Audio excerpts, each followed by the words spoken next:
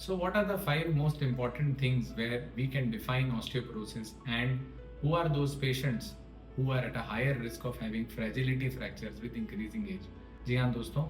उम्र बढ़ते बढ़ते हमारी जो बोन्स होती हैं उनका डिसयूज होने के कारण, डिमांड कम हो जाने के कारण, बोन का मेटाबॉलिज्म स्लो हो जाने के कारण ये वो पेशेंट्स हो जाते हैं जिनको इंक्रीज्ड रिस्क ऑफ फ्रैक्चर्स रहते हैं। ऑस्टियोपोरोसिस को हम डिफाइन करते हैं कि अगर आपकी बोन मिनरल डेंसिटी जो है वो -2.5 से ज़्यादा कम है on a DEXA scan which is a 2 point DEXA scan, जहाँ पर लंबर स्पाइन और जो सांथल की हड्डी होती है उसका एक स्पेसिफिक पोर्शन हम फीमर नेक को कंसिडर करते हैं। और इन जो दो प्लेसेस हैं अगर इनमें आपका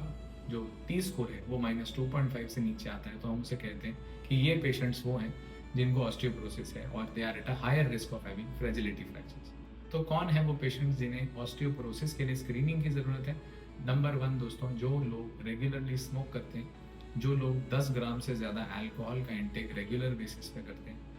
वो लोग जिनको रूमेटॉइड आर्थराइटिस, अस्थमा जैसी समस्याएं हैं जिनके लिए उनको रेगुलरली स्टेरॉयड इंटेक लेना पड़ता है। इसी के साथ साथ दोस्तों वो लोग जो क्रॉनिक विटामिन डी डेफिशिएंसी से त्रस्त हैं, एल्डरली एज ग्रुप है, या उनको जो मेनोपॉज है फीमेल्स में टिपिकली वो बहुत अर्ली एज में हो गया, या किसी कारण से एक सर्जिकल मोडालिटी की वजह से उनकी ओवरीज रिमूव कर दी गई जिनके बाद ईस्ट्रोजन उनके अंदर काफ़ी कम हो गया है ब्लड में, तो ये वो पेशेंट्स रहते हैं जिनको हायर रिस्क ऑफ फ्रैक्चर्स रहते हैं। इसी के साथ साथ दोस्तों डिफाइन किया गया है कि जिन लोगों के पेरेंट्स के अंदर, मेल या फीमेल पेरेंट में, अगर हिप फ्रैक्चर देखा गया है तो इन पेशेंट्स को ऑस्टियोपोरोसिस का हायर रिस्क रहता है।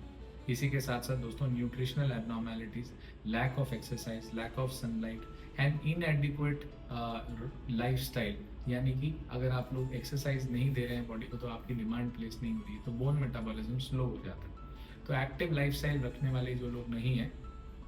ये वो सब लोग हैं जो कि 5 to 7 to 10 years later they can develop osteoporosis. इसीलिए कहा जाता है कि कोई भी जो एज ग्रुप है उसके अंदर adequate vitamin D exposure, calcium intake and इसी के साथ साथ regular exercise, they are very important in prevention of osteoporosis.